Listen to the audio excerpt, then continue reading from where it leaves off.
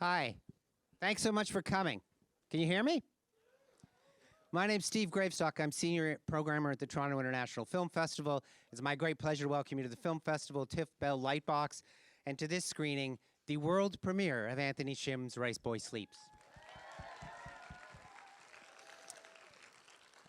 I'd like to thank our lead and major sponsors, Bell, RBC, Bulgari, and Visa, for their continued support. Big thanks to our major supporters, the Government of Canada, the Government of Ontario, Telefilm Canada, and the City of Toronto for their well, big thanks to them. This film has been selected for the next generation of film lovers by the TIFF Next Wave Committee, supported by the Shawn Mendes Foundation, the City of Toronto, and the Ontario Arts Council. Next Wave is TIFF's year-round programming for young audiences. Yes, TIFF Next Wave, cool. This film is eligible for the Amplify Voices Award presented by Canada Goose, the Platform Prize for Best Film in the Platform Program, and the People's Choice Award. Vote for your favorite films at tiff.net/vote.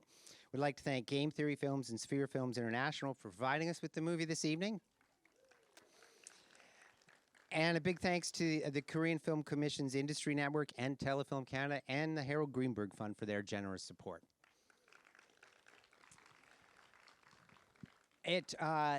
When you start programming and in a year, you get a lot of films, and sometimes it's a slow start, and you see some films, and that's pretty good, and that's okay, and this one's fairly solid, and then there's always one film that makes you know it's going to be a good year, and that for this year, that was this film.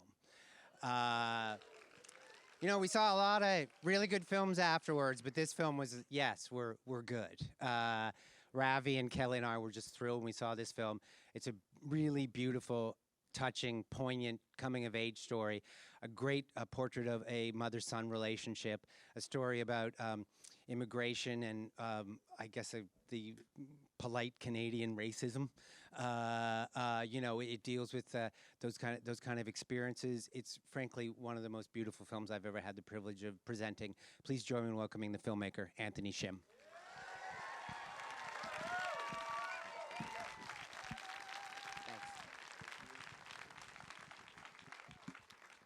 Hi, everyone.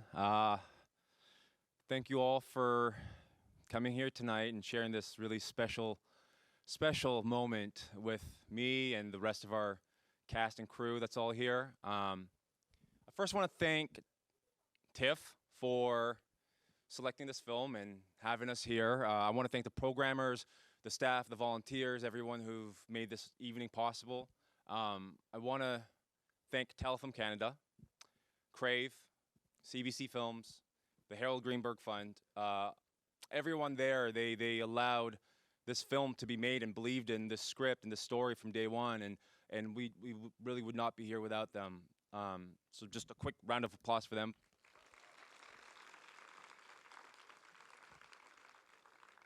And I had the most incredible cast and crew and producers that one could ever ask for, especially when you're trying to make a film that's so personal. There's a lot of times you wonder, is this just the most egotistical thing one could do with his life? And then you ask for all this money and ask all these people to come along and execute your vision of how your life was in your own memory. And I couldn't have asked for a better team, and they came to this project every day and believed in me, believed in the story. We really made this film from a place of love and passion and empathy, and I really hope that translates onto the screen and that you, the audience, can feel a bit of that. Because this is a really special story for me and the people that made it. So I hope you can all enjoy it, and I'll hopefully see you after the show. It's my great pleasure to welcome back the writer-director of Riceboy Sleeps, Anthony Shim.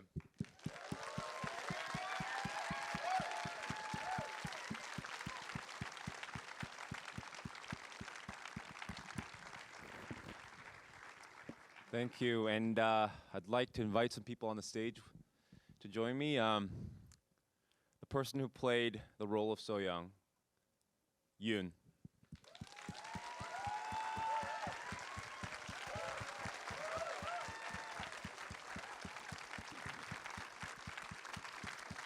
And our two amazing boys, we have Noel Hwang, Noel, and Ethan Hwang.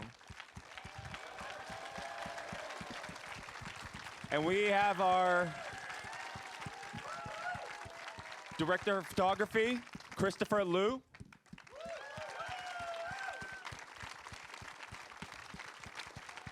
And lastly, we have our composer, Andrew Young-hoon Lee.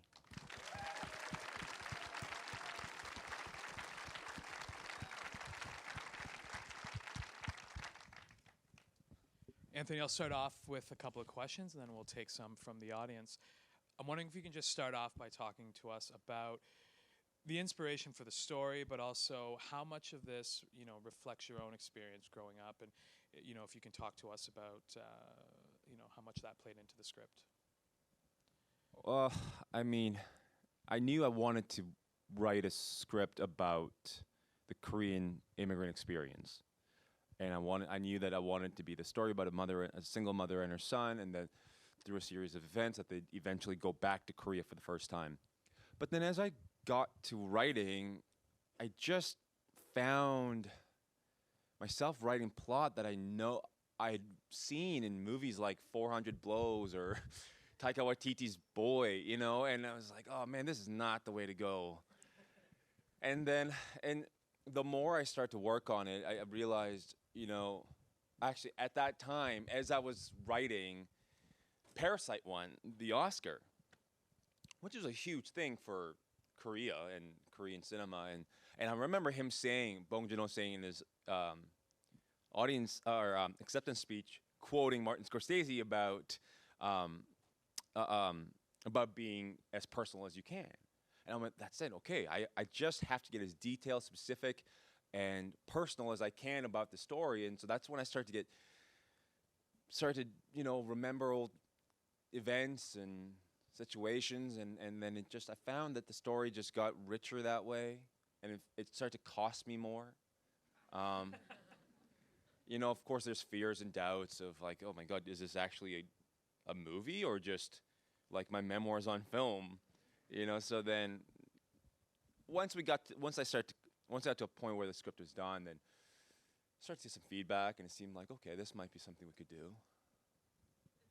I think, one of the things that was so powerful about it is it's so relatable for folks of your generation, my generation, who are children of immigrants. And this sort of confusion of what's home. Is it, Canada, or is it our ancestral home where our parents came from, and that struggle to sort of identify. And, there's so many things that are just, people will pick up on that is their own experience. I'm wondering, were you having conversations with other people with similar experiences that you were gathering some of these stories with? Or, what was that sort of research like to, develop some of these examples in plot and story and character? I did start reading books and started finding interviews and documentaries about Korean adoptees or Korean immigrants. Well, not just Korean, but other people from different countries who grew up in North America. And that started to play a part. And then, funny enough, actually, it was because I didn't have a lot of these conversations. I just didn't know a lot of people. I mean, if I had people around me that I could have those conversations with, I probably would have felt less inclined to, write this. But then I ended up actually reaching out to Andrew, and he was kind of the first person that I felt like, oh my God, he gets it. And because we grew up in the same area around the same time. And then it was after the script was starting to get passed around and people started reading it that I realized, oh wow, I'm not that special. This story actually is a lot more relatable than I thought, which was a huge relief, because I did worry a little bit that if I'd be making it so specific to the Korean experience, am I alienating audiences? Am I making a film that's only for this tiny community of Korean Canadians in Vancouver? But then it seemed that it was a little bit more approachable for others as well. No, yeah, I think it's clear it resonates with a large group of people. We'll take some questions here from the audience. Yes, go ahead.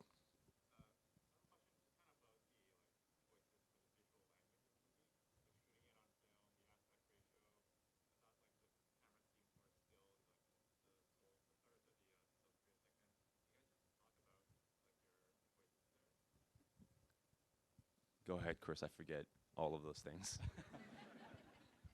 Thank you, and thank you everybody for coming to watch this. It really means a lot. So when Anthony first sent me the script, every iteration had that opening monologue that you see in the film. And for whatever reason, I always interpreted that as the voice of the father, even though it was never explicitly written as the father. And so that informed how I read the rest of the script, which felt very observational. And obviously, you realize that the father has passed away, but it sort of created this idea of is the father's spirit here with the family, watching them? And that sort of became the anchor for the visuals. So it became very floaty. We really tried to embrace longer takes. And the choice to shoot on film was actually one that was made before I even came on board. That was something Anthony had made. It was basically a demand. He wasn't going to shoot the movie unless it was shot on 16 mil, which is great because I love shooting on film. But also because the film is set in the 90s, I think that was also an aesthetic choice to sort of help recreate the memories that we have of that time. Questions? Yes, go ahead.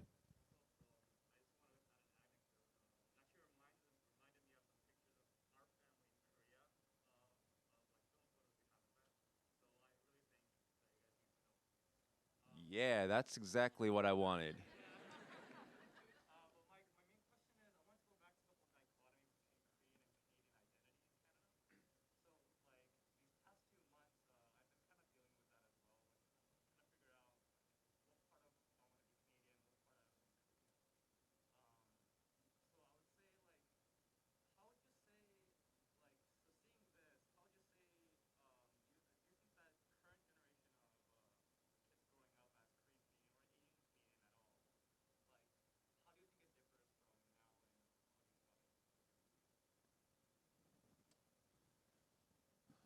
I'm not sure it is that much different. I think, well, I think the main difference is that back then in the 90s, pre-internet era, I think we didn't have as much access to what was going on back home. So I think there was a bit more of an isolation and a separation from that country, but I still feel like the issue or the challenge isn't necessarily about that. I think it's about embracing this sort of new identity as a hyphenated person. Like you're saying, I mean, I struggled with that question for a really long time of, like, I don't feel like I'm a Canadian. I definitely feel like I'm a guest in this country. I've been invited, but I'm still a guest. I go back home to Korea. People look at me funny because, nowadays there's a lot of like tall Koreans, but when I was younger, I was the tallest one in the city.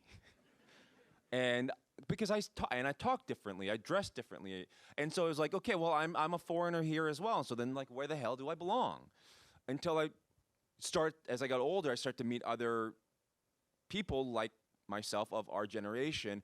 And it's like, yeah, like, we all talk funny, but we all talk funny the same way. We have similar interests, and we have the same issues with our parents, and we fight about the same things. And, and that's when I start to realize, well, we talk about Italian Americans, and I've heard Italian Americans refer to themselves as Italian Americans. They don't say we're Italians. I mean, I'm sure some do, but like, they have their own sort of culture and their history, right? And so it's like it's about time that I think we're allowed to start saying that about ourselves in this country and in America as well. So yeah. Yes, go ahead.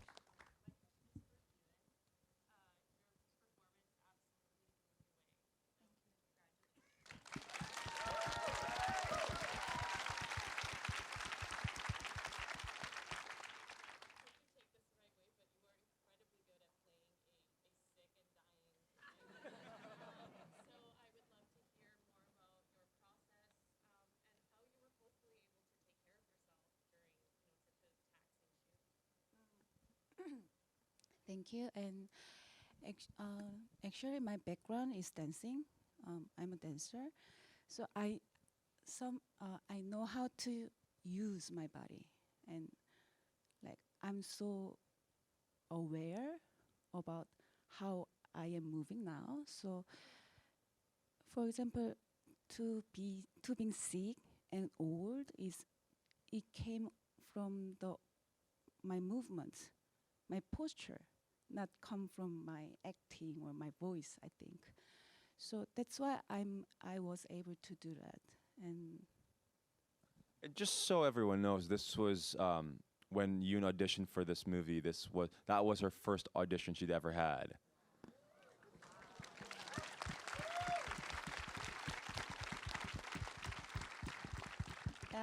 Yeah, it was. And so so somehow I also knew that how to get out of this kind of energy. So I could prepare myself and my body to get into that state of body. And then after shooting, at the end of the day, I knew the how to get back to my normal body. So yeah, it was okay. In the middle here.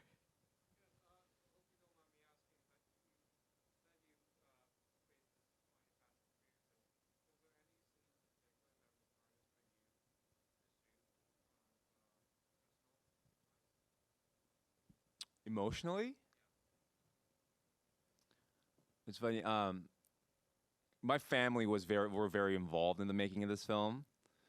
And there's the scene when her and Ethan's character are fighting at the breakfast table. My little sister, she made all the food, the Korean food in the movie. And so she was on set being the Korean food stylist. And so she was hiding on the other side of the wall in the kitchen. And then we did like a couple of takes, and then I see her just go like, and then she just walks off. And I was like, what happened?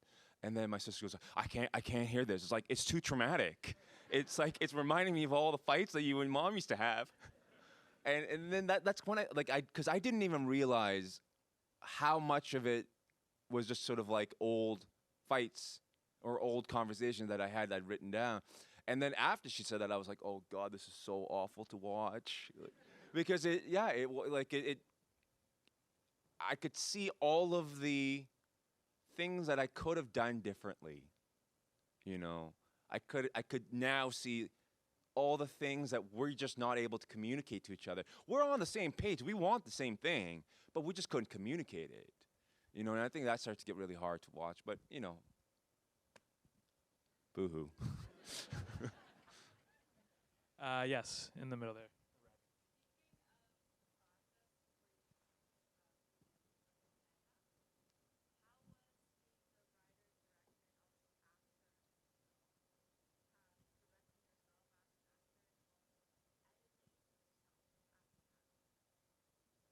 Oh, guys.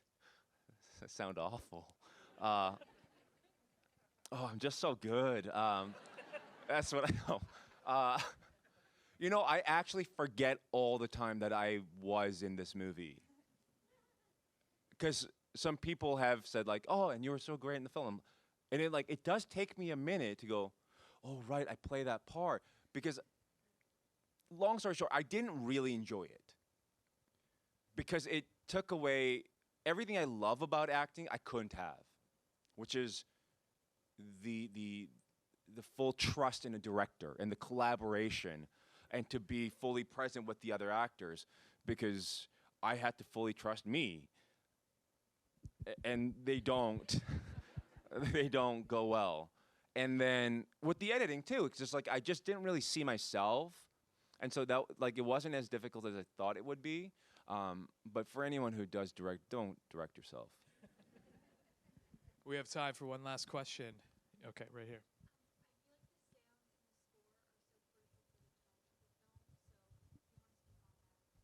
The sound and the score, if you want to talk about it. Sure. I mean, I think Anthony actually would send me really long sequences, like 7 minutes to like almost like 15 minutes. And I think what that did for me was to not just isolate scenes, but to understand how certain characters got to that moment. And so I think that the score really functioned a lot on kind of like a psychological register. It was always about, you know, remembering certain things, remembering memories. It was about like the psychological space of the characters. And so, I mean, there's so many things about the sound and the score that, you know, I wish like Matt was up here too, who could speak to that. But I also think, Anthony, you should say something about that too. Well, the sound for me was really, really important from day one. And our sound designer, Matt, who's here, you know, we spoke. I told him I wanted to bring Andrew on. And the thing I said was, sound cannot be an afterthought after we shoot the movie. We have to treat sound with the same amount of attention and prep, care as we do about the picture. Because on set, if you've ever been on set, the camera team gets treated like royalty, and then the sound people get kicked to the curb so fast. And so it's like, no, like this is the other half of the movie. And so we had really discussed detailed things about how we want to design the sound. And because I hate ADR, and I don't like using stuff from libraries because I think it's dirty and cheap. And so we tried to record everything we could on the day as organically as possible so that we wouldn't have, you know, to manufacture stuff so much, but then embracing all of the imperfections that came along with it. Because the movie is not like a clean movie. It's technically quite rough in some ways, but it's not an accident. I mean, that's something we wanted to embrace. So, Before we go, I was wondering if you would like to say anything about your experience.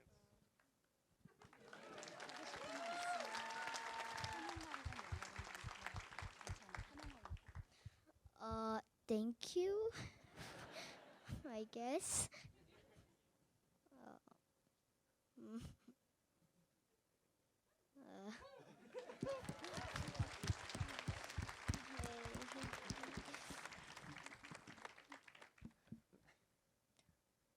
thank you, Mom and Dad. Thank you, Mom and Dad. Anthony, on behalf of TIFF and... oh, go ahead. Oh, yes, please. Sorry,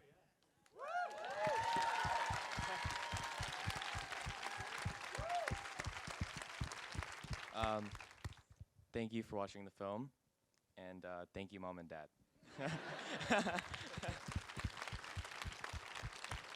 Anthony, on behalf of TIFF in Toronto and the team here, thank you so much for bringing this story to the festival. Everybody, Riceboy Sleeps.